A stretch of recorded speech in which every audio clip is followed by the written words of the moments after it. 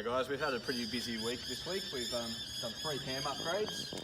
First one was this VE GTS. So it's got our LSV Cam, Higgins heads, our trunnion rocker kit, underdrive, and then a full exhaust system done by us. So pretty mild cam, but power's down low, so we'll start it up so you can have a listen to what it sounds like.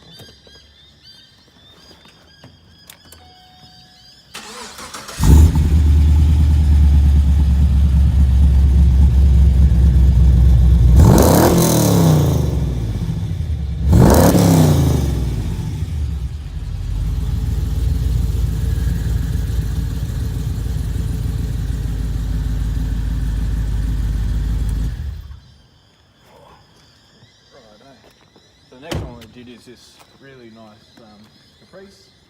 So it's got the same cam. This one already had an exhaust done. It's a twin 3-inch with headers, VCM intake we've put on, and I think it also, no, it's still got the standard balance, so it didn't get that, but it did get a trunnion kit. So we'll start it up so you can listen to it.